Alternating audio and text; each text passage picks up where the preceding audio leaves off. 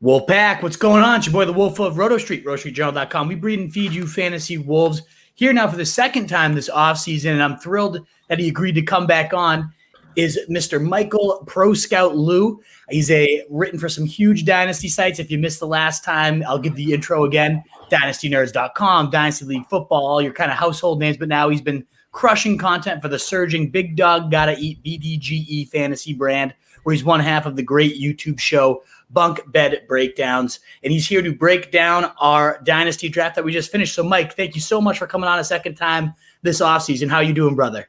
No, thanks for having me, man. It's good to be back on the show. Big fan of you, fellow Wolves. Got to respect each other. So I'm happy to jump in here and dig into this draft y'all got going on.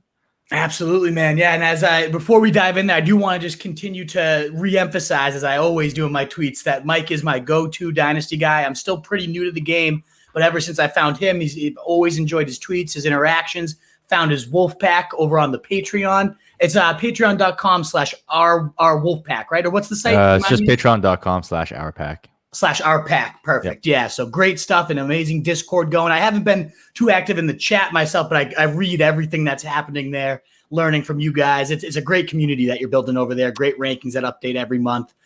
So I want to make sure to emphasize to everybody. That's what I used for this draft. You guys will see the results. Mike will see if his rankings led to a good squad over here. Mm-hmm. I think it's the best squad. Personally, obviously, I'm biased, but we'll find out, my man. So there's no real flow to this. I don't know if you can see this too clearly. I also have the pictures up on Twitter as well here. You able to see that draft board okay there, Mike? Yeah, I can see it.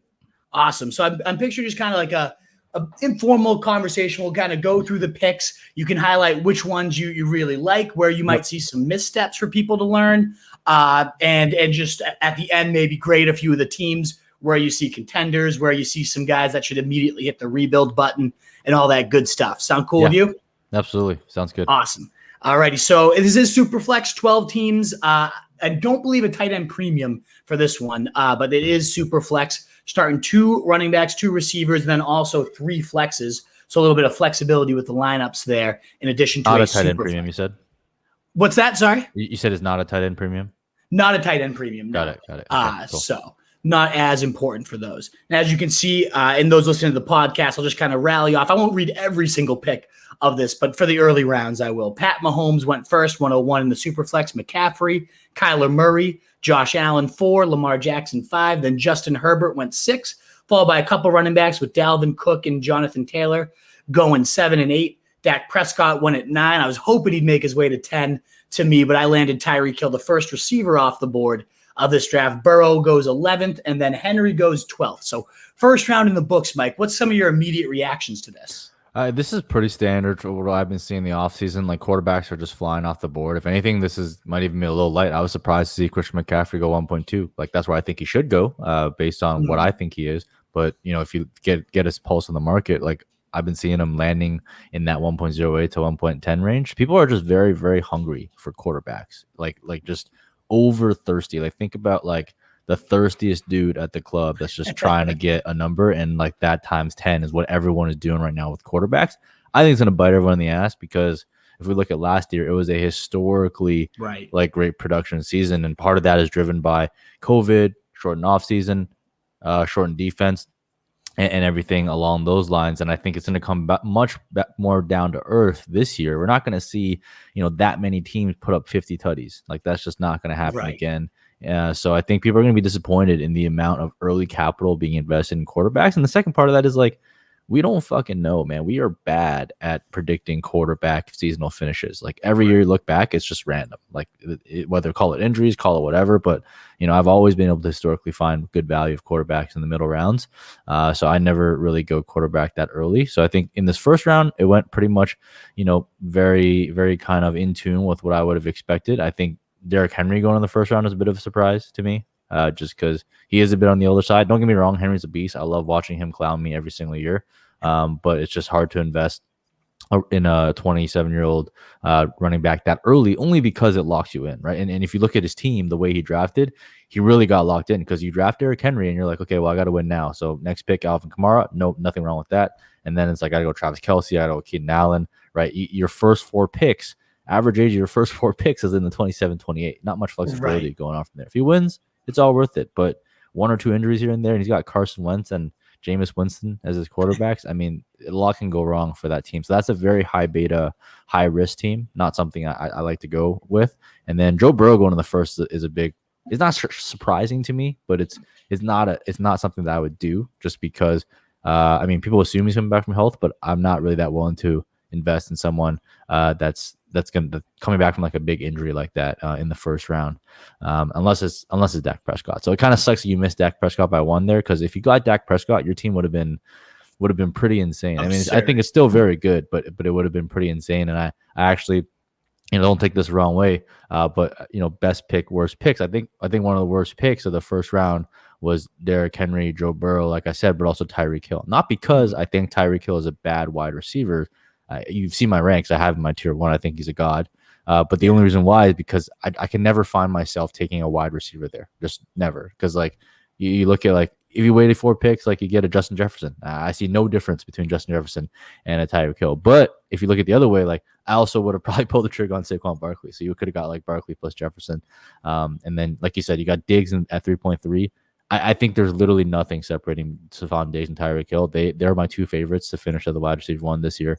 So I'd say those are some of the weaker picks. And then I think, Jonathan Taylor at 1.08 was incredible value because I think young 21-year-old running backs on the rookie contracts that are studs should be the most sought after and are the most sought after assets in all of Dynasty, including in Superflex.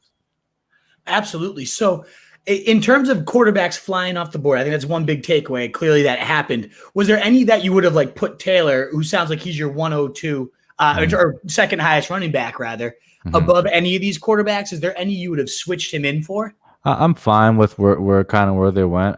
I probably would have taken Taylor after like Kyler and Lamar, like in that grouping. Like, I kind of have Taylor in like that Justin Herbert, Josh Allen kind of grouping there. So, I mean, it's not a big difference. I would have taken him over Dalvin Cook. Like that's 100%. Not because I think he's going to outproduce Dalvin Cook this year. I think he can, but it's just, there's a huge age gap and Jonathan Taylor's already produced at an elite level as a rookie. So, that's just the one little switch up there that I probably would have made. And you mentioned too, and obviously I don't take it the wrong way, Tyreek Hill. That was kind of, I don't want to call it a panic pick, but we were live streaming the draft. I had Dak like ready to go. I was like, all right, here we go. Dak's falling to me. And then suddenly he didn't. And I kind of like was flipping back and forth. Like, who do I know is going to be great for the next 10 years? Tyreek Hill with Pat Mahomes. Yeah. No doubt about it. So I kind of just hit that button. Who might you have gone instead of Tyreek where I was? Like I probably would have taken, if anything, I would have taken one of the younger guys. If you really want to go wide receiver, I would have taken like a Jefferson or a DK Metcalf. But I think just if I were gauging the room and I started seeing quarterbacks like going this crazy, I would have been okay with the Russell Wilson. I understand people are not that high on Russell Wilson anymore. I have him a little bit lower in my ranks, but part of it is just reading the room. And if you think about your team composition, Russell Wilson is a lock for like top 6. That's just a matter of fact. He's 32 years old. He's still in his prime, probably got another 4 or 5 years. Beyond that, who cares? So if you took a Russell Wilson, I think it would have totally changed the dynamic of where you drafted. Now you got Aaron Rodgers as a value and looks like he's going to play, so that worked out. But you had to take a big risk to get there. And if it didn't work out, then you kind of would have been left, so to speak, with your dick in your hand. So I think that's the one maybe adjustment there. And I also would have considered Saquon Barkley at 1.10. I don't know when you drafted, if this is pre or post news of him potentially missing a few games throughout the week. So then it makes more sense that he's going in the second round. But those are the types of moves that I probably would have considered. I would have even considered Alvin Kamara, to be honest. Alvin Kamara, Barkley open would have been pretty fucking strong. And that's an open that would have cost you an arm and a leg back in the day. But, this year, because quarterbacks are flying off the board, it's very, very doable. I have a question for you, though. There was no trading in this draft, I assume? No trading pre-draft, no trading during. No, this was just kind of played out the way it looks on the board. Got it. Okay, yeah. Yep, exactly. First ever one. So we didn't get too fancy with it. With that, yeah. So good insight there. I was going to ask who you might replace Burrow with. It sounds like Russell Wilson, who was the other guy I was kind of queuing up, but Dak and him, there was a teardrop, and I kind of was like, maybe I'll spark a little run here, and whatnot. And I'm glad with the value I ended up getting on Trey Lance. Absolutely. Jumping into those first couple rounds in future startups, depending on how he he gets onto the scene. So absolutely. Yeah. I'm with you there, though. It wasn't my favorite. Tyreek Hill might actually be one of my least favorite picks I made the entire draft. And I really kind of like how the rest of it ended up flowing out for me there. So, yeah, that's about the first round. Me and you were on the same page. The end of the first round seemed to be kind of where the picks fell off a little bit. But as you said, following up with Kamara there, that might have been, Tyreek Hill. I could have replaced that. We see DK Metcalf then come off the board as the next wide receiver, the second wide receiver of the draft. Barkley, who I love the value I got there. I know now with the news, it's is he going to play or not? But man, 2,000 yards, 90 catches as a rookie, 15 touchdowns. Like that still happened, and it still could easily happen for many more seasons. So I big think stealing pick. Even with the injury, I think to second round is a steal for Barkley because I've never really cared about a player playing like a full 16 games, like especially if they're going to take it slow during the beginning so they can recover. Like I've always managed to squeeze in the playoffs, and so I just care about points per game impact once I kind of get there. And like really outside of Christian McCaffrey, there's no one else that has that type of ceiling other than Barkley. So exactly. Yep. That was my thought process too. We saw Jefferson then go the wide receiver 3. I believe you're wide receiver 1, if I'm not mistaken, right? Yeah. I don't really care about like this rankings per se. I care about what teardrop. So I have Jefferson, DK Metcalf, Tyreek Hill, and AJ Brown kind of just in a grouping, which is why I never go really wide receiver. I'm just like, I'll just take whichever ones of that group to fall, or I'm totally fine with like waiting till later to grab guys too. So exactly. He goes, and that means your next tier, AJ Brown, doesn't go until all the way to the end of the first. It's probably going to, or the second rather, probably going to be one of your favorite picks. But we saw Trevor Lawrence, Akers. This was happened, of course, before the move, literally the night before the Achilles injury. I feel bad for Tunes, and his team was actually shaping up to be one of my favorites. I didn't love the Cook pick. Similarly, I would have preferred Taylor, but either way, I loved how his team kind of developed. And then that news hit, and it's like, that's brutal. Yeah, absolutely. And that's the problem with taking like a Dalvin Cook out early, because you're like, fuck, I have to win right now.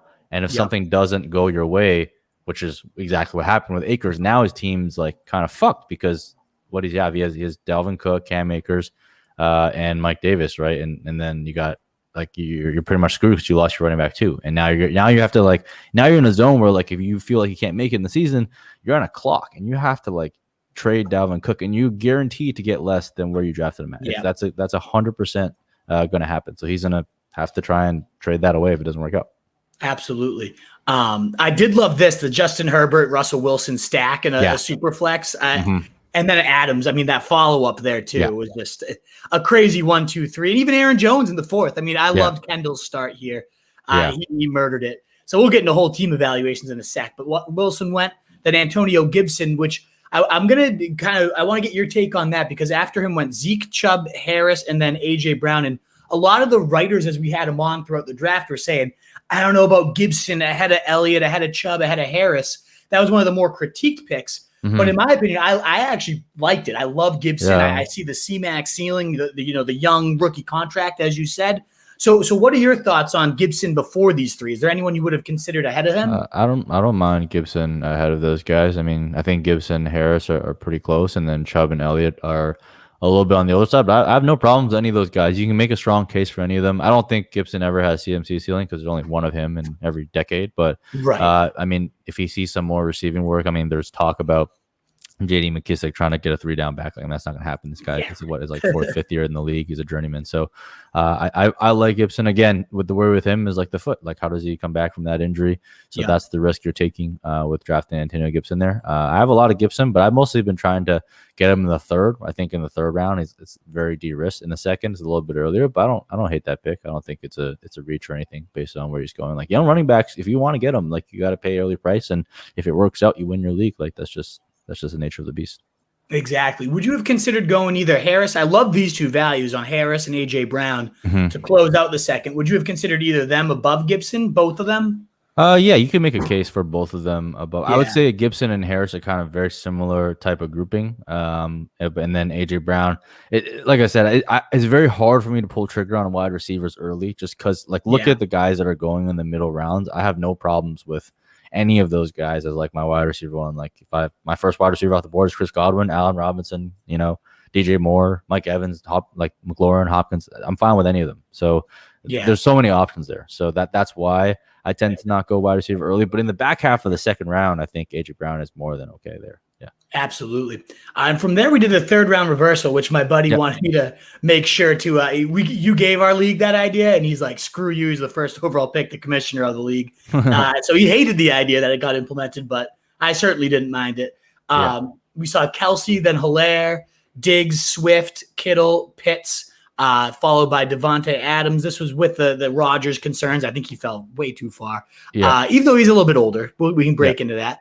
Joe Mixon, Calvin Ridley, Austin Eckler, J.K. Dobbins, and then CeeDee Lamb rounding out round 3. What did you love? What did you hate? What do you think of that? Yeah, pretty balanced. Personally, I wouldn't take Kelsey that early. I wouldn't take any of the tight ends that early just because it's not a tight end premium. So they just don't matter nearly as much as some of the other players. Like I think DeAndre Swift at 3.4 was a great value. I thought Diggs and Adams were also really good. Like way too early for all the tight ends, way too early for Pitts. I mean, especially for that team. Like, I mean, you're expecting Kyle Pitts to put up like 1,000 yards, 8 touchdowns right off the bat, and he can do it. But if he doesn't do that, I mean, you're in like a win now team. You're kind of like stuck holding the bag there. So I think too early for me. If I was that team and I wanted to win now, or to grab Darren Waller a little bit later or something like that. So I think those are a couple of the reaches there. And then again, like CeeDee Lamb in the third round is fine, but like there's no way in hell I would have let Trey Lance, Justin Fields fall to the fourth. I think this is like the third round is a great zone to pick up the rookie quarterbacks. I mean, they're high risk, sure, but they're also very high reward. And if you faded the first round quarterback, it's a great way to kind of kick off your quarterback run as you grab one of these younger guys. And there's no way that Trey Lance and Justin Fields should be going, 2 full rounds behind Trevor Lawrence. So I think there's massive value in that grouping there. And them going behind Jalen Hurts is also just very, very mind-boggling for me. And I'm a Jalen Hurts fan. So right, and that kind of leads off to our fourth round. That's what I thought is both Fields and Lance. Like I couldn't believe I got Lance when I did. I was in the mindset I was kind of going 0 QB for a while and just kind of punt it and load up on talent at the other positions, and then make Fitzmagic and Kirk Cousins work for a couple of years while I then got later guys. But Lance fell into my lap at 410, which I still think is one of the best picks of the draft. But I also loved Fields at 4.7, who I'm a little bit higher on. I'm with you there, especially over Hurts, who knows if he's going to be with the Eagles based on these latest reports and what his career is going to look like. So I was with you there. I thought both those quarterbacks were two of the better values of the entire draft. And I'm with you there too. They probably belong in round 3, if not a little earlier in Superflex. So we're in a full agreement there. Was there any other picks beyond just the quarterback analysis, those guys falling there, that you want to shout out there from round 4? Yeah, I like Darren Waller. Like I think Darren Waller is a tight end too in Dynasty. I mean, he's still 29 years old. I mean, I have Darren Waller ranked ahead of Travis Kelce, so I have him and Kittle in the same grouping. So getting him nearly a full round after Kittle is a great way to shore up your tight end position. And I like going tight end, getting one of the lead tight ends. Especially if I'm trying to do a win now team, because the big advantage to have. But I wouldn't pay a third round price tag for him. So I think Darren Waller going to the 4th is good enough for me there. And then you see you always see value at wide receiver. I mean, Michael Thomas obviously is hurt now, so that kind of sucks. But DeAndre Hopkins in the 4th round, Terry McLaurin. This is the earliest I've seen Allen Robinson, Keenan Allen go, to be honest. Usually I see some of the younger guys go earlier, but you get a lot of great value in the wide receiver. You'll see in this round, the next round, the round after that, and the round after that. So that's really where I start attacking wide receiver. Yeah, and it seems like I also wanted to point at the Aaron Jones pick, especially now that Rodgers is back. That seems an elite, right on tier with Chubb, Harris, Elliott. Yeah, but you're getting him 2 rounds later. I thought that was a pretty solid. I really like Kendall's entire draft. I mean, he's one of, I think his team and his team and your team are probably 2 of my favorite teams coming out of the draft, just because you're looking at the teams and you can win now for sure, but you have like a lot of flexibility if kind of things don't break your way. So those are the teams that I like, because in Dynasty, I mean, like fantasy football, I mean, in redraft there's a lot of variance, but in Dynasty there's even more variance because there's like way more factors to account for that. Right. Frankly, everyone sucks at accounting for. I mean, people brag about having like a model that predicts like 40%, which is like, in the grand scheme of things, that's shit, but that's good compared to everyone else because everyone else sucks even more. So, in this type of environment, you always want to try and build for balance, and you want to try and build for a team that doesn't get hit the hardest by variance and get fucked. Like that's like the whole philosophy of how I build a dynasty team and why I value flexibility so much in the early rounds is because I want to be able to pivot when I can. And I think these two teams, him with like the really stud quarterbacks, and then you with like young, and also very, very highly productive wide receivers, you kind of have like a nice balance and mix that kind of you can take your team, whichever direction you want to go. Exactly. That was my mindset. I remember you had preached that. Anybody who hasn't heard it, our first podcast that came out late May, Mike came on and we just talked kind of a dynasty crash course, overall strategy, and all these different things you're hearing about, keeping your flexibility and the fluidity of the age and whatnot. Having that value with your picks is huge. So that's what I tried to implement. I re-listened to the podcast before we did that, and it's good that it's coming through to you. That your lesson stuck. I like to hear that. We kicked off round 5 with a bunch of running backs. You saw Montgomery, Travis Etienne, Javonte is who I went. We saw Watson. This was before we knew if he was reporting to camp or anything. Go there. I wonder if his value is going to start bumping up because he's at least showing up. We still don't know the legalities of everything. But DJ Moore, Mike Evans, Miles Sanders, Devonta Smith, Chris Carson, Andrews, Cooper, and Jacobs round out round 5. What do you think about that one? Yeah, I mean, I like that. I like that Watson pick a lot. It's risky, but like at that point in the draft, like Watson, if he plays, is a top 5 pick. I mean, Watson's my QB2 if he's healthy and he plays. I don't think he's gonna play this year. At least gonna miss a big portion of this year. But I do think that he'll be back. I mean, NFL is going to find a way to get one of their stars back in the game because, I mean, it's a money-driven business, as sad as it is to say. So I kind of like that pick by him. It's a little risky, and he also is a very flexible roster where, you have Dak, a young quarterback, Justin Jefferson, a fucking 22-year-old wide receiver, DeAndre Swift, one of my favorite targets in the 3rd round of every single draft, Chris Godwin, another young guy. So he's got a lot of youth, right? So he can kind of take it where he wants. So that's a team that can kind of take that risk. And if he hits on that risk, then this guy has, 2 top 6 quarterbacks, So that's a very, very strong build there. And then it's pretty standard. I have seen the rookie running backs where you guys are taking them. So I like the Javonte pick. You kind of grab you closed off the tier, right? I mean, you guys, Travis Etienne and Javonte Williams, the gap between them and Najee Harris, I don't think is 3 rounds worth. So I haven't been getting Najee much at all in startups. He's been going too early. Where I got him was in rookie drafts. I think that's where his value was. But in startups, I think the value is more tilted towards Javonte and Etienne. So I like those 2 picks there. And then, I love the wide receivers here as well. I think Chris Carson's too early. 6th round for a guy like that, ahead of Josh Jacobs too, just doesn't really make a whole lot of sense to me because Josh Jacobs is like a younger version of Chris Carson. So, so that's one pick that jumps out to me. And then Devonta Smith in the 5th is insane. That's wild to me. I mean, I'm not a Devonta Smith truther by any means, but I mean, even if you were, like, that doesn't make any sense to me. Just given the guys that fell after him, like Brandon Ayuk's one of my favorites. T. Higgins, Jared Judy is probably on par with Devonta Smith. He went around later. So I think those are a couple of big reaches in that round. And, if he comes back and he is Marvin Harrison, then look, I'll eat my words. But I think that's a big risk to take in those rounds. Absolutely. And before we move into the future rounds, the next mid-round segment, was there anybody through those first 5 rounds that you're like, that was you just pointed out Devonta Smith is one of them. Was there anybody else you look at like that was a pretty egregious? Chris Carson, you mentioned in round 5 too, but throughout the whole draft, like what are some picks that that person either fell way further than they typically do in dynasty drafts, great steal, or anyone that was an egregious overpay in your eyes? Yeah, I think Trey Lance and Justin Fields. I mean, I've been seeing in drafts I'm in, like I see them go in the 1st round, like early 2nd, which is too early for me. But I think anywhere in the late 2nd to 3rd, I think is incredible value for them. So getting them in the late 4th is just insane. I think those are probably the biggest ones. And then I'm thinking another risky pick was Jalen Hurts. I love Jalen Hurts. I hope he succeeds. I hope he's the next Lamar Jackson. I hope everything for the best for him.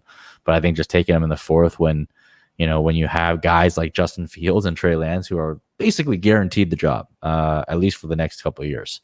I think having them, behind him is a little bit crazy to me. So those ones, and then like I said, Devonta Smith and Chris Carson kind of jumped out to me as well. But those are the ones that kind of jumped off the page.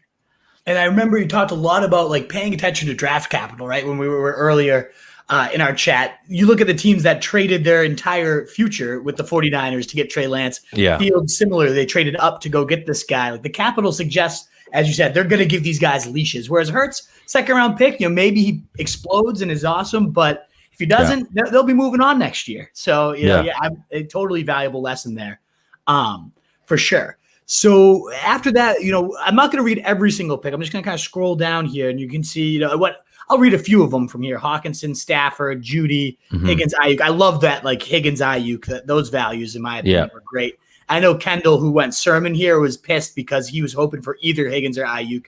Both went. I can just imagine his team with Herbert, Wilson, Adams, A. Jones, Sanders, and then one of those two receivers would be. Yeah, that would have been beautiful for his team. Ayuk, I love Ayuk. I mean, I've drafted Ayuk in every single draft that I could, and I've traded back into like that 5th round range, and traded up to snag him if I had to, because I think the gap between him and CeeDee Lamb is not 3 rounds, and that's what that's how it's being valued.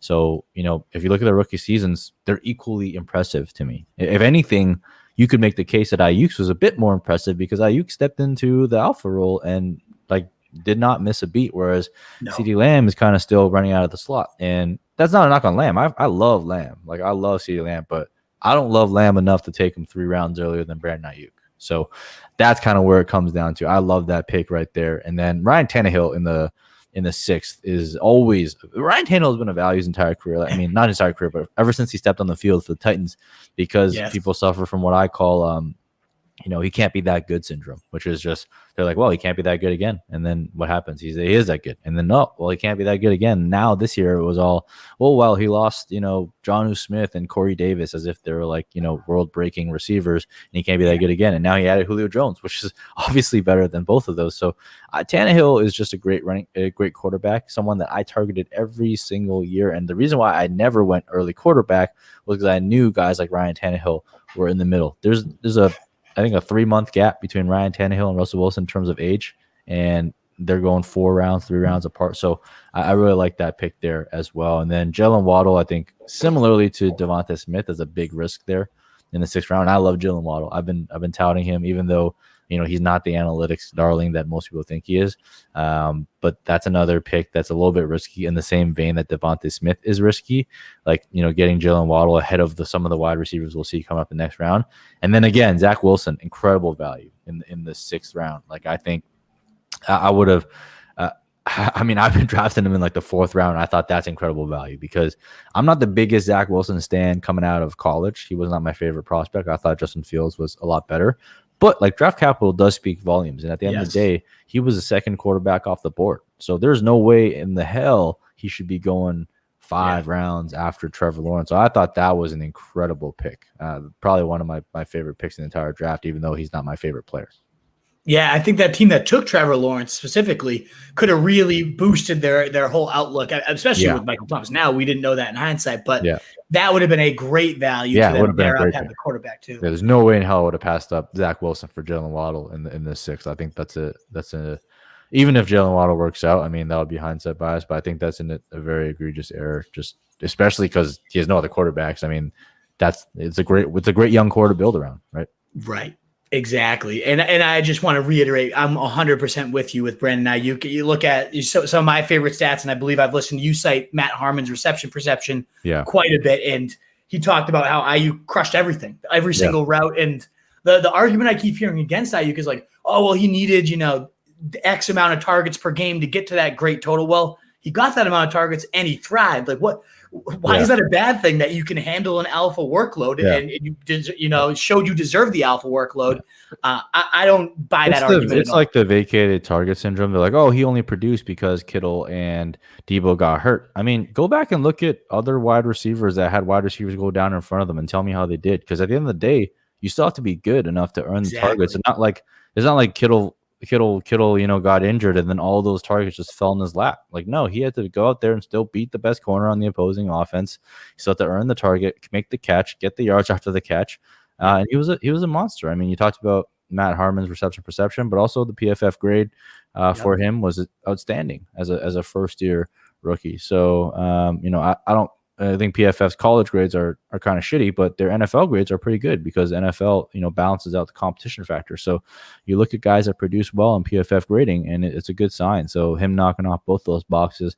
Plus, you look at any of the peripherals, advanced stats, like he's very efficient as well. So it's not like this guy is a Kelvin Benjamin out there just hogging up targets that others left behind. He's creating opportunity for himself. And people talk about Debo coming back. Dude, Debo is a running back. He is not a wide receiver. So, look, I think Debo is a great player. I think he's great after yards after the catch. But you look at the profiles between Debo and Brandon Ayuk on Matt Harmon's reception perception, and it's night and day. Like, Debo cannot be press man, and Brandon Ayuk is out there spanking, cornerbacks in his first year in the league. So this is the bet on talent. Do I think Brandon Ayuk will be a top 10 wide receiver? I have him as a top 10 dynasty wide receiver. Do I think he'll finish as a top 10 wide receiver this year?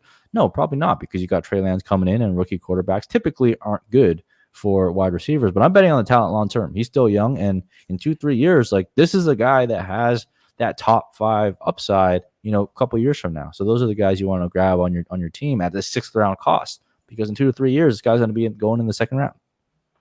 Exactly. And a lot of the beat writers are speculating too that Trey Lance is going to be an even better fit given the arm strength and the route tree you can unlock for Ayuk. So the fact that we saw all that and we probably haven't even seen the ceiling yet, it's not just because Trey Lance is mobile and suddenly he's going to ruin everything. It might unlock an even further ceiling, and Ayuk could easily become that number 1 with him.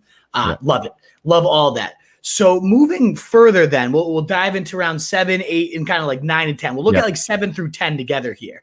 Starting with like it starts here with Wentz, this quarterback desperate team, just kind of being like whoever I can get. It looks like, and then it kind of runs through. Let's say Rondale Moore down here. Let's look through like those rounds. Who are a few picks that stand out both as like great picks, and then maybe move to a couple picks that you think are regrettable?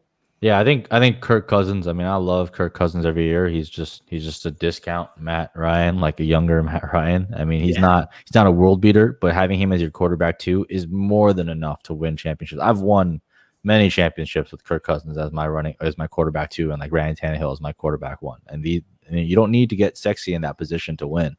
And Kirk Cousins is not sexy because everyone hates him, and you're not gonna be able to trade him for much, but he's just gonna be on your roster putting up 30-point games, every so often, and then 20-point games most of the time. And then he'll give you a couple busts, but, show me a quarterback that doesn't. So I really like that pick there. It's one of my favorites. I love going to him every single year. And then I think Rashad Bateman, I love Rashad Bateman. I've said this again. It's a talent bet thing where, people look at the Ravens, are like, well, they can't support wide receivers. Like, I would look at it differently. I look at it that they just haven't had any good wide receivers drafted.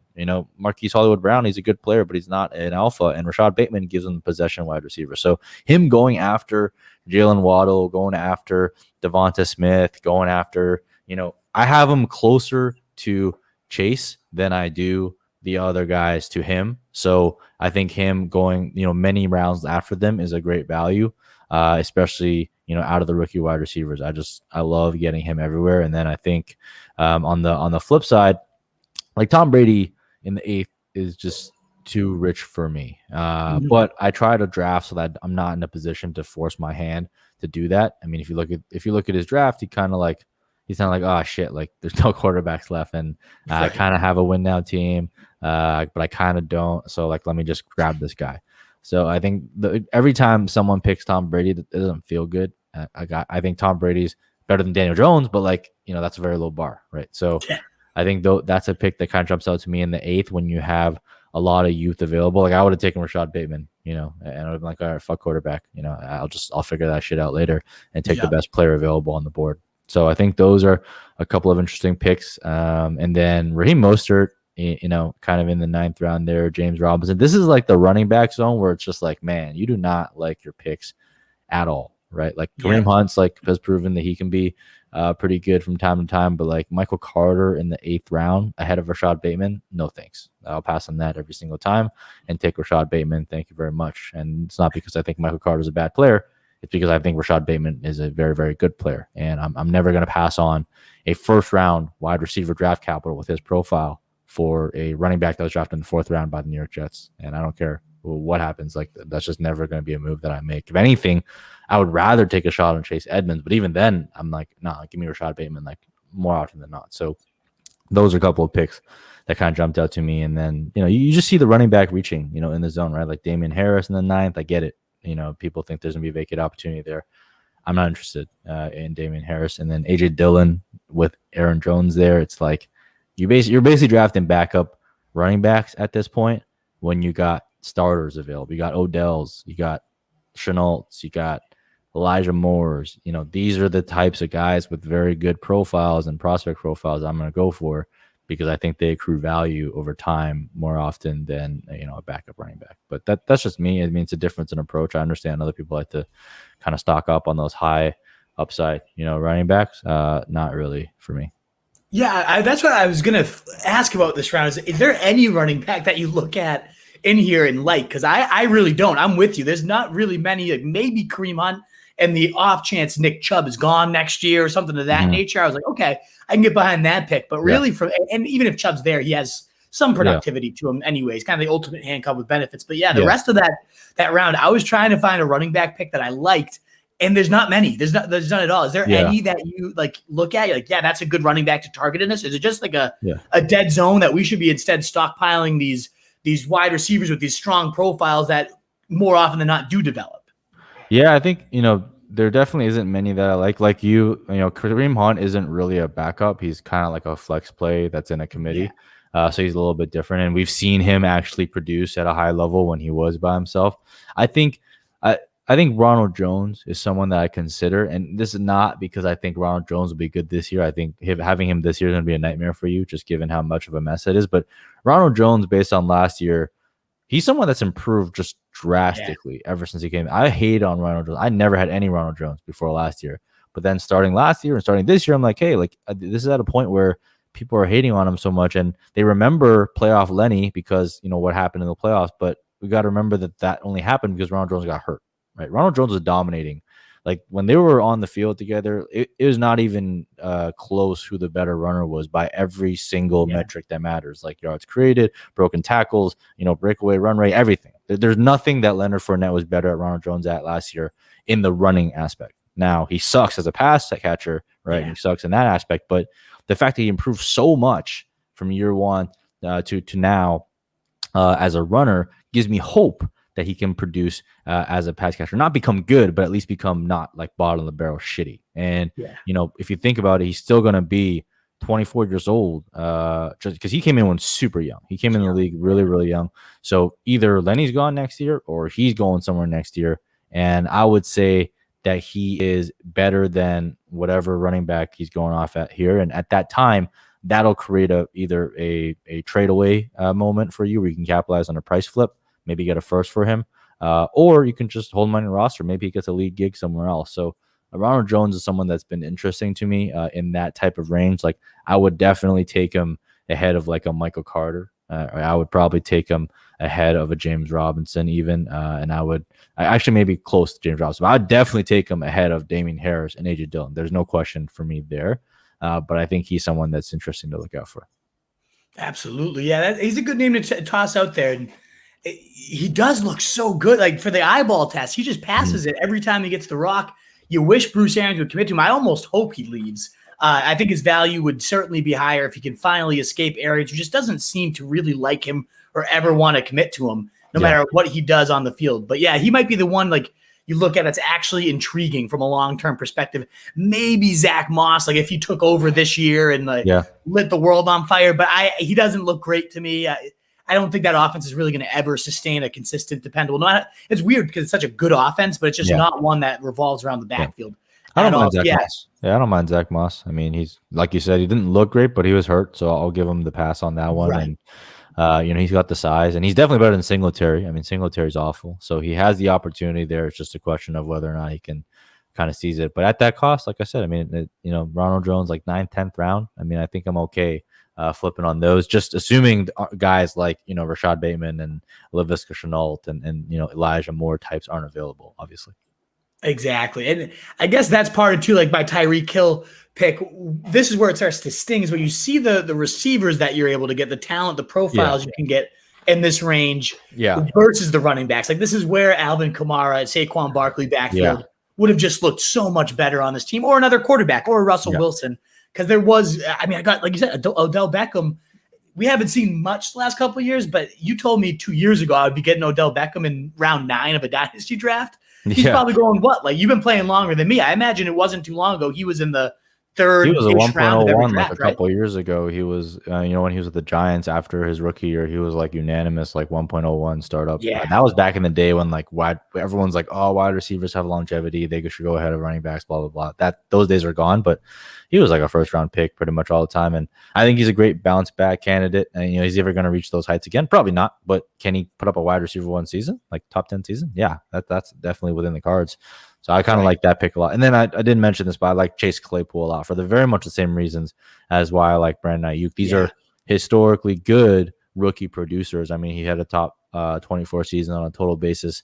And those guys typically tend to move on and do a lot better. And I hated on Chase Claypool. I was an anti-Chase Claypool guy coming into the draft. But then you look at first year, and I weight first year NFL production for wide receivers a lot. I wasn't high on Brandon Ayuk either. I had none of them coming into this season, but then I was like, okay, well, these guys proved what they are in the NFL, and now it's a smart bet to make. And their price reflects the fact that everyone else also hated on them, but are not really moving the needle that much, right? So I think those are two of my targets. Every single startup draft I've done, I left with either one or the other or both. Those are my top two targets at the wide receiver position, because they're great young talents to build around, and you can balance them out with older guys like Odell, like Stephon Diggs, who are already producing. Exactly. Yep, that was entirely my thought process. I'm with you 100%, that early production. The one other guy that I really liked at wide, there's a couple, Galladay, maybe he rebounds. He's still pretty young. He could become an alpha. Sutton, we've seen be an alpha. That obviously coming off the injury, a little tricky, but we've seen some great production out of him. So it just goes to show you these types of receivers compared to, we're struggling to pick out a running back we like. Whereas we could point to almost all these receivers other than a handful and say that was a really good pick. So keep that in mind. Anybody listening to this and getting ready for a startup, the receivers definitely tend to last a lot longer than the running backs and certainly the quarterbacks, super flex wise. So that is a good note. I thought a good takeaway to have here. Moving forward, then, like down here, we're right around like round 10 to maybe, let's just jump like the next round 10 to 15, just this big chunk of picks here. And I know it's a lot to kind of digest, but as you're looking through, is there any quarterbacks at this range that you're like, okay, that's a nice pick, or are we reached the point by round 10 in a super flex that there's just nothing very viable at quarterback? I thought Derek Carr is a great pick. I mean, again, just another guy that's not very sexy at all, but fine and dandy QB3, QB2 to kind of have on your team. Mac Jones going this late is also a great value. I mean, someone took Mac Jones at the same place you took Tony Pollard. I mean, this is a backup running back versus a starter, most likely future starter quarterback. I mean, Mac Jones, even that guy himself took Jalen Reagor ahead of Mac Jones, which is crazy to me. Mac Jones in a super flex draft and a rookie draft should not fall out of the first round. At the very worst, should not fall to the top of the second round. And we're looking at all these other rookies have kind of gone ahead of him, and people are taking James Conner ahead of him. Like the guys took Damian Harris ahead of him 2 rounds ago. Like, this is just insane to me. That Mac Jones, and I'm not even a Mac Jones fan. I hate statue quarterbacks, right? But he has enough draft capital. Is he a stud? Who the fuck knows? But I mean, I'm at that price. Like, you got to pull the trigger. People should have pulled the trigger from probably starting in rounds 8 to 10. So I think that is incredible value pick right there. And then I really like the wide receivers that went from 111.4 onwards. Will Fuller, Corey Davis, Jarvis Landry, Mike Williams, even Antonio Brown, Michael Gallup, Terrace Marshall. Every wide receiver in that round has been a good value, in my opinion. I think you took Tony Pollard too early. I mean, I get the love for Tony Pollard for sure. I mean, if Ezekiel Elliott gets injured, like, you can definitely cash in. But that's more of a backup, right? So you drafted a backup there over what I view are probably future starters in Will Fuller, Corey Davis, and all those wide receivers. I think that would have helped round out your running back room or wide receiver room a little bit more with more experience. And same with Brandon Cooks. I think Brandon Cooks in the 12th round is incredible value. Just going behind McCole Hardman. McCole Hardman, it's a dream for him if he has one season as good as one of the seasons that Brandon Cooks. If he has one season as good as Brandon Cooks, I will be shocked. Shocked over his entire career. And he's playing with Patrick Mahomes. Brandon Cooks playing with whoever, doesn't matter. He's played with a lot of good quarterbacks for sure, but it's hard to switch teams, and he just continues to produce. And honestly, he has one of the best prospect profiles as well coming out. So Brandon Cooks, if you guys are looking for a wide receiver that's priced like a wide receiver 3 that has wide receiver like top 15 upside, like Brandon Cooks is your guy. I get it. He's risky. He might get another concussion and all that stuff. But at the end of the day, this guy has done nothing but produce year after year. One of the most consistent producers at that level. So I really kind of like those picks there, the wide receivers in that zone. Yeah, I totally see what you're saying with Mac Jones. I think over Gesicki is where I would have had to take him, and I kind of wish I had in hindsight because I'm a Pats fan, so it's nice to have like your guy, watch him up and coming, and I do believe in the Pats system. So yeah, that's where I wish I had gone him for sure. Pollard was more so. This is where again, like the running back issue, where if I had gone Kamara, I started to feel really squeezed. Like I'm gonna have to start 2 guys at least at running back. I like my 4 of Hill, Diggs, Claypool, and Beckham. So I was like, all right, I gotta get something in the depth wise. Maybe Pollard in a year or 2 when he's a free agent gets out of there, and he was more of a long term investment. Certainly at that pick, probably a little bit of a reach because these receivers, as you said, I in particular like Mike Williams. I think he could really just get his career back on track in the right fitting offense for him this year.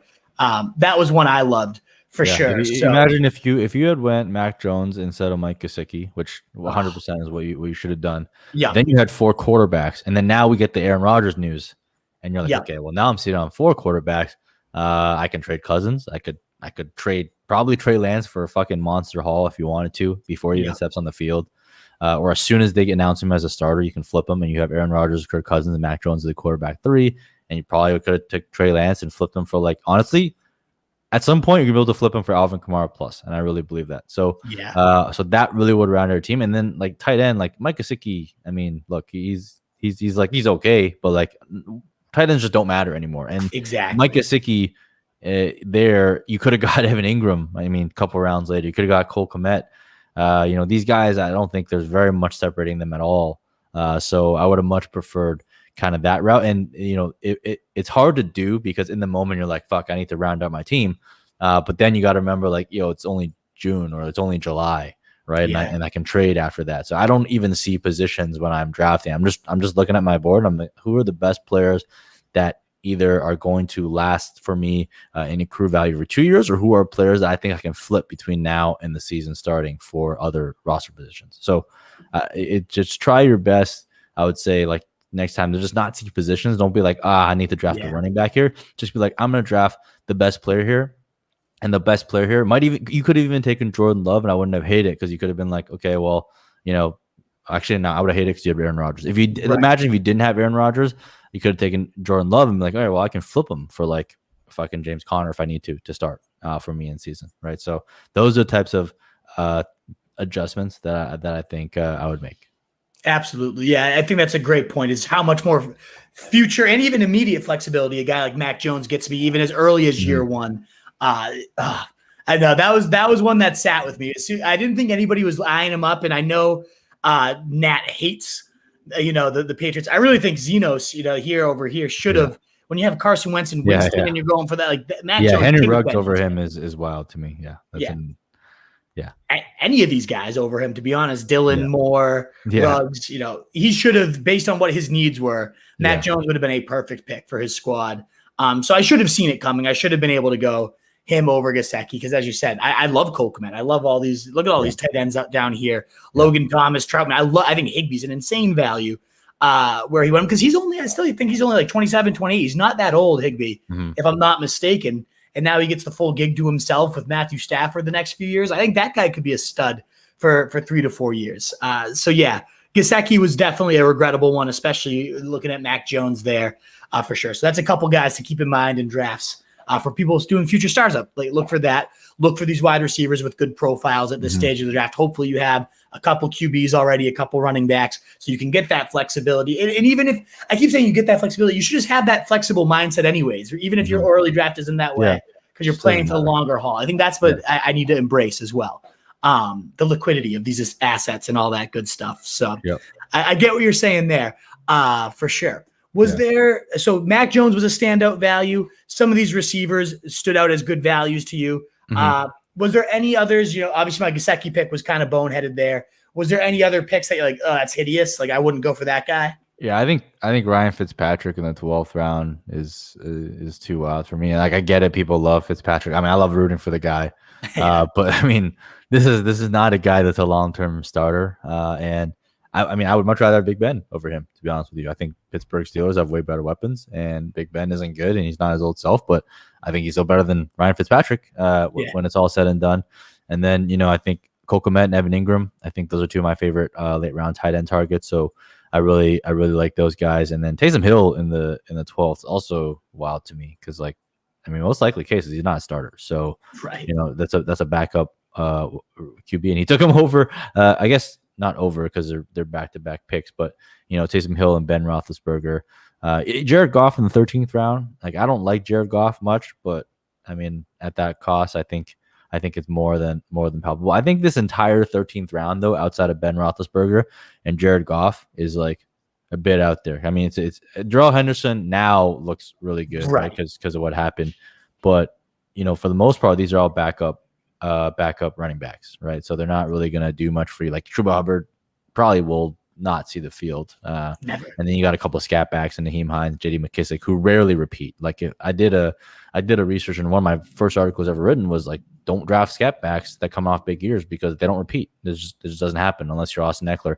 The only way for them to repeat is if they have a path to lead work on the ground and get goal line work. Naheem Hines, J.D. McKissick don't have that. They are pure scat backs forever and always. So those are the type of guys that come off a big season. You just ignore them. They're like the Duke Johnsons of the world. Like you take your winnings when you can. You got that one season. Don't ever wish for a second one because it's not coming. So it's just like this whole running back brigade right here is a little bit too rich for me, especially looking at some of the tight ends that are available there. Right, you got Jimmy Garoppolo, who I know Trey Lance. This is an interesting thing with Jimmy Garoppolo. I think Jimmy Garoppolo is one of the best values at quarterback right now in Superflex, and I'll explain why. Do I think he's going to hold the job against Trey Lance? Hell no. Trey Lance is taking that job, within a couple weeks. But that's not the question you should be asking yourself. The question everyone should be asking themselves is not can Jimmy Garoppolo beat Trey Lance, but can Jimmy Garoppolo beat one of the other 32 quarterbacks in the league? And the answer to me is very clearly yes, because he is an average to above average starter based on his peripherals. He's not sexy, just like Derek Carr is not sexy, just like Kirk Cousins is not sexy. But if Kirk Cousins can get out there and get a job, I'm telling you that Jimmy Garoppolo can go out there and get the job because they're very, very comparable quarterbacks. They're like traditional statute quarterbacks that probably won't win you a Super Bowl, but they can get you to the playoffs, and they're winning quarterbacks. So I think Jimmy Garoppolo is incredible. I would have taken Jimmy Garoppolo in the 12th, ahead of most of those guys that are going, with the exception of maybe like Brandon Cooks. So I think that's incredible value there. But yeah, that's one that really jumped out to me, and someone I've been targeting in Superflex startup drafts is just because I think it's a great value play. And then when he does get that new job, you flip him for a first, and then you've cashed out on a first round pick for double digit round startup value. Yeah, I think that's a really, really good point. Is everyone's just thinking Trey Lance taking his job and that's it. But you're right. Like it's not only Trey Lance he's competing with. And it's certainly, especially with guys like Fitzpatrick in the league, like you're telling me Garoppolo can't be throwing to Terry McLaurin and Curtis Samuel and Logan Thomas in a year. Like very, very realistic possibility, in which case he would have been going up here, the 6th, 7th round at latest. He's going, Sam Darnold went in 8-11, right? Jimmy Garoppolo going at, 15-11? That's 5 round difference, right? Sorry, not 5 rounds. It's 7 round difference. 7 rounds, right? I would lay heavy odds right now that in 2 years from now, Jimmy Garoppolo would have a job over Sam Darnold. Hell, he could probably take Sam Darnold's job next year because he's a better quarterback. So those are the types of discrepancies that I like to pay attention to, is when people think about a very small mindset, which is just like Trey Lance versus Jimmy Garoppolo. I'm thinking about Jimmy Garoppolo versus whoever the hell else out there, a bunch of shitty quarterbacks that are in the league. And I think that's such a huge advantage to be able to embrace that mindset. I think a lot of us, this being most of our first dynasty drafts, kind of overlooked that. And this is great. That's why I was going to have my co-host that I usually have on just kind of analyze it together. But it's so great to have like a seasoned veteran dynasty player like yourself analyze this to help point out these things we may have not been considering, not been thinking of. So those of you listening that are either new or veterans, like hopefully that you're embracing these mindsets or reiterating them in your mind as we go. And on that note too, I know we're getting towards the tail end of this, but anybody that's willing to give this a thumbs up, a share, all that good stuff to help us get out to more people, it's so appreciated. So thank you so much, whether you're live with us or catching the replay, to help us support us. So why don't we round this out? There's about 8 more rounds or so. We'll get to that Jimmy Garoppolo round. And that kind of, we got these like last 10 or so rounds. And this is where you're kind of throwing as much shit against the wall to see what can stick. Yeah. Is there any shit you see in this round that you're like, that might be more likely to stick, or late round, like veterans that you're like, that guy goes pretty low, but you might squeeze a couple good years? What do you see in this round of shit throwing? I guess. To be honest, these rounds really just don't matter. I mean, anything after the 12th, 13th round, maybe just really don't matter at all. So you kind of just could grab some of your guys. I think, in my experience, like, some of the stuff that I like to go for here is some wide receivers, like the veteran guys that people don't like. So I like Jacoby Myers in the 17th round. I like Sterling Shepard every year because Sterling Shepard puts up low-end wide receiver 2, high-end wide receiver 3 points per game numbers. He doesn't play a full season, but I don't care because I just want to start him when he's healthy and he'll put up the numbers that I need in my flex spots. So I really like those 2 picks there. And then Gerald Everett, one of my favorite picks. And again, like, I think Gerald Everett, Mike Gesicki, there's no difference. So Gerald Everett going 8 rounds later, right? You got Rob Gronkowski going 8 rounds later here, who, he's not going to play for much longer, but I don't care because he's going to play for however many games he plays this year. And when he does play, has a good shot as anyone is putting up a touchdown, which is all that matters for tight ends in non-tight end premium. So those are some of the guys that I looked at and I kind of like. And then what were the other guys that I like firing on, like, outside of like 2 or 3 wide receiver targets that I like firing on like positions that matter. So like running back and quarterback. So I'll be drafting a ton of like backup quarterbacks here. This is where I'll fire on like a bunch of like backup running backs because these are guys that, like, if I get an injury, I'll flip them for a 3rd round pick. I'll flip them for a 4th round pick. I'll flip them for a 2nd round pick if I'm really, really lucky. Right. So that's why I'm kind of going for those guys. And then Bryan Edwards is someone that I like just because, like, I thought he was a really good prospect and he obviously got injured and he face planted, so it wasn't great for him. But, he's at the point where, like, he costs you absolutely nothing to find out. So that's a bet that I'm more than happy to make. And then the last one is Marvin Jones. Marvin Jones is like someone that I've always pounded the table for when he's with Stafford, and I really don't debate like these like fringe wide receiver much because I think it's a waste of time. I think people spend way too much of their time talking about like wide receiver 4 or 5s and why they think they're good, and at the end of the day, like none of them matter. And the one that has mattered year after year is Marvin Jones because he's always been priced as if he's a wide receiver 4 or 5, but he puts up wide receiver 2 points per game numbers. And he can win you a week out of your like 2nd or 3rd flex spot. And that's exactly what I want out of a player that I'm drafting there. Like Marvin Jones has blown ADP out of the water almost every single year that he's been with Matt Stafford. He's produced like top 20 wide receiver points per game performances when he's being drafted as wide receiver like 40 to 50. So will he do that again now with Trevor Lawrence? I don't know, but if he beats up DJ Chark for the job, I mean, I wouldn't really be that shocked because he's been proven to be very, very good throughout his career. So he's just another veteran that I'm always on the lookout for. And the last one is probably John Brown, someone that like I think is a really good player, but obviously never plays a full season, is always hurt. So, but you kind of just in these rounds, you're looking for guys you can play a couple times. If you play them, if you're starting these guys a couple times a year, you're coming out ahead because most of these dudes belong on the waiver wire. That's just the nature of the beast. Yeah, exactly. I think that's a really good way to look at these last few rounds is what 1 to 5 games could you squeeze out of someone. Marvin Jones is a perfect example of that. Papa Tunes is going to start Marvin Jones at least 4 times this year, and that's more than probably all but two to 3 guys on here. Maybe didn't mind Tyrell Williams or Brashad Perriman because one of those 2 might take over the job for them. So I didn't hate those guys. But yeah, I think Marvin Jones, maybe even Emmanuel Sanders fits that bill of just a guy who's been historically productive, similar to a Shepard, a little bit older than Shepard for sure. But you're probably going to get a couple games out of Sanders here. So I love all that. I did mean to ask while we were observing these middle rounds. Obviously Henderson shouldn't be going this late. This is obviously before the Cam Akers news hit. Where do you think is an appropriate value for Henderson in dynasty leagues? And also in a startup draft, where do you think he should go? And also what should his value be? Like, so Jackson put him right onto the trade block, right? And say, I'll trade him for a first potentially if anybody's interested. Would that be fair? Is he trying to milk the high, reactivity to the news? Or what do you think is Henderson's value given Akers? And what do you think Akers' value is in Dynasty? Like, how are you looking at those two from now on? Yeah, I mean, I just covered this in one of the latest episode, but Cam Akers is, first of all, just paying as a fan of the game, and as a fan of him as a player, be even beyond just fantasy. I've been rooting for this guy since college, so it's brutal to see him go down with that injury. I think, I would be willing to trade him away for any future first that I can get.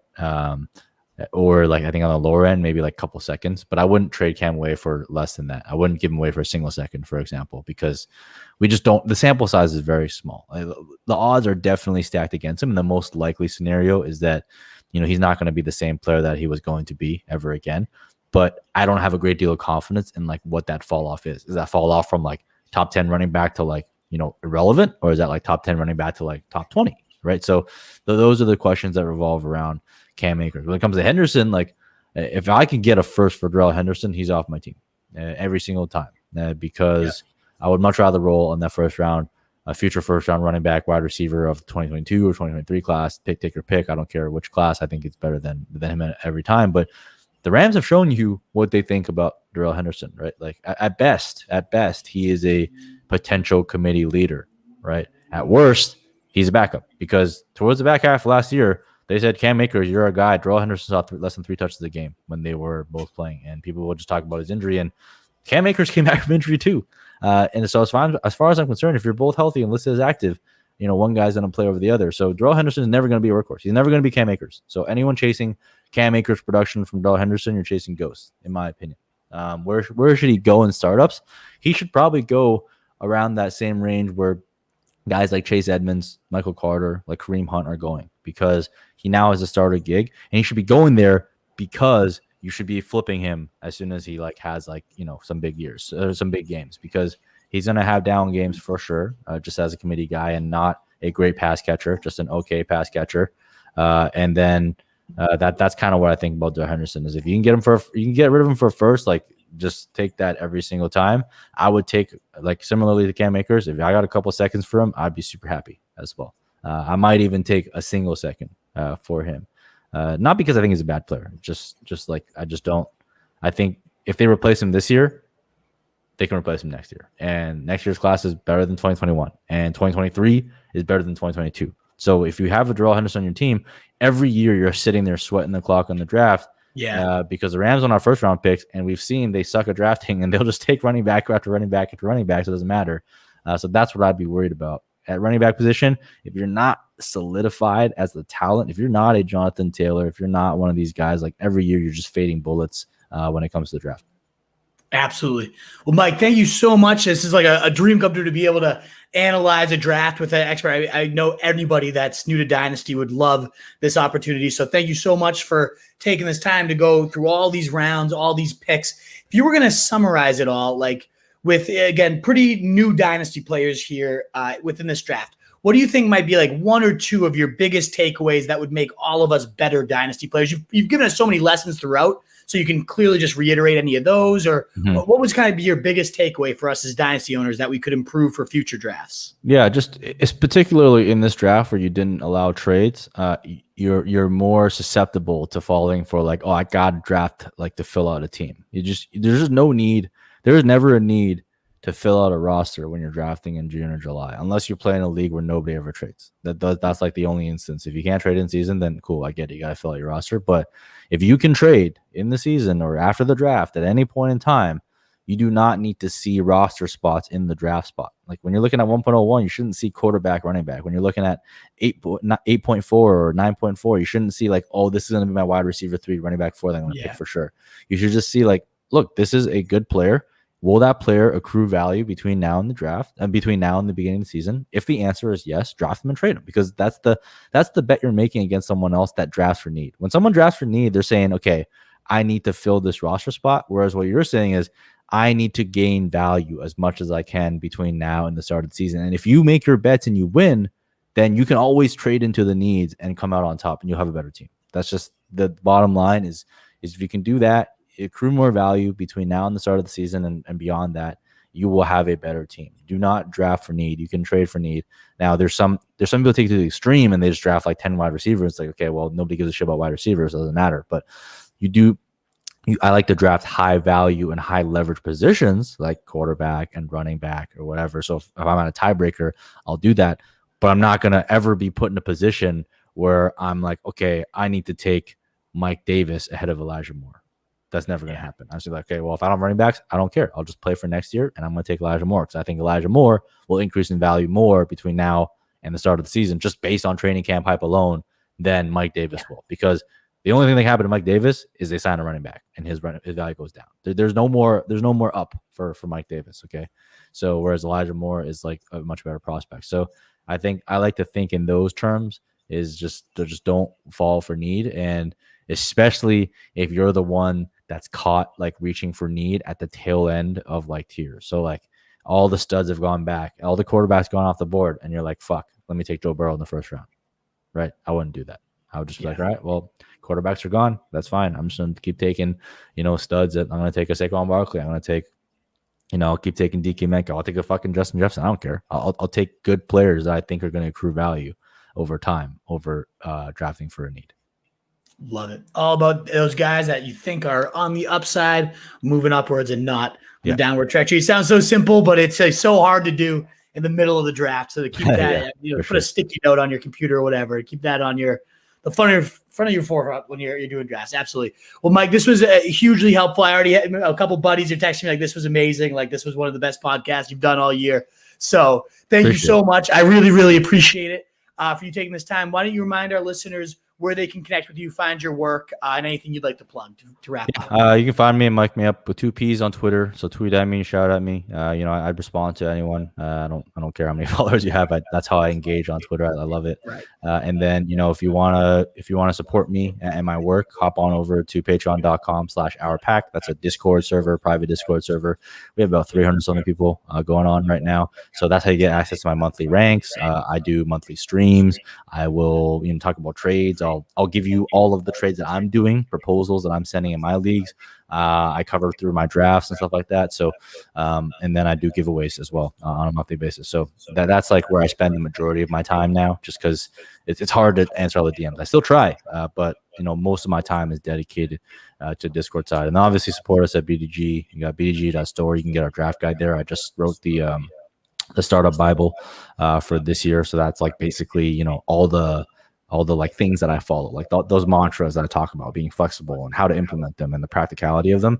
I'm very much a strategy driven guy. I do player analysis, but I spend way more time on the strategy components. I really believe that's where you win and gain an edge in Dynasty. People spend way too much fucking time evaluating players and not enough time on strategy. So that's where I like to focus. That's where I tell my Patreon members to focus, and that's what I'm good at. So that's why I try and pass on to others. So that's where you can find me. But yeah, I appreciate you having me on the show. Always enjoy being on here. I'm glad to see you jumping into Dynasty. I'm sure a couple more of these. You'll be teaching me some nuggets. You're a bright dude. So looking forward to that. But I think after this next one, when you do a Dynasty startup with trades, that's when you're really going to get hooked, and you're not going to want to go back. I promise you that.